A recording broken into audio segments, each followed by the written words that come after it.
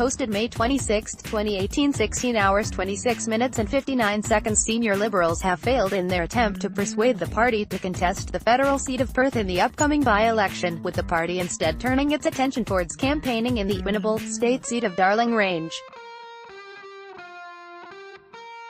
The Liberal Party State Council met in Perth on Saturday morning, where Federal Finance Minister Mathias Cormann moved a motion in favour of the state executive's decision not to run candidates in both Perth and Fremantle.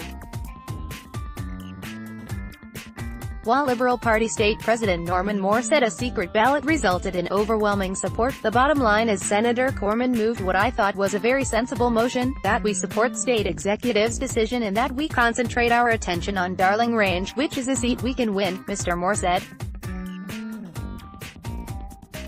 What you've got is the Labour Party in complete disarray in respect to Darling Range, and so we'll be using all our time and energy and effort to win that seat. It is my belief, very strongly held, that we would go backwards at a by-election in Perth and that the margin would be greater than the 3.5% it is now, Mr. Moore said. Internal research had found running a candidate could result in voters swinging further away from the party. But West Australian Liberal Senator Dean Smith, who argued strongly in favour of contesting the seat of Perth, disagreed. I asked to see the research, it wasn't shown to me, he said after the vote took place. I have been inundated from Liberals across WA, and in Perth, saying that we should run a candidate against Labour, that the demographics are running in our favour, and indeed Labour's candidate Patrick Cormann is the weakest it has ever been. The WA Liberal Party has crowned Patrick Cormann the luckiest Labour man in Western Australia. While Mr. Smith said he accepted the decision passed by the State Council, he was disappointed. I am proud about my decision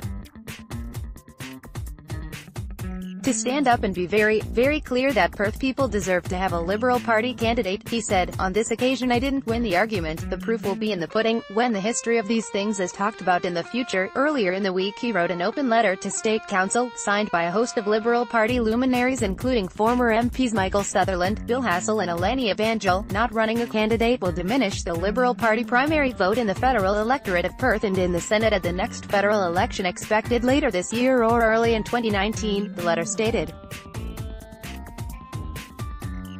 Over the medium term, this will also tarnish our vote in the state seat of Mount Lawley in Perth, and the East Metropolitan and North Metropolitan Legislative Council districts. Mr. Smith reiterated the sentiment after the vote. People said that we shouldn't give people the opportunity to protest against the government in the federal seat of Perth, he said. I argued that we should give people the opportunity to protest against Bill Shorten and Labour on their border protection policies, on union control and on how Labour is taking people in the federal seat of Perth for granted. Mr. Smith was also critical of the claim that not running a Perth candidate would allow for resources to go towards Darling Range. The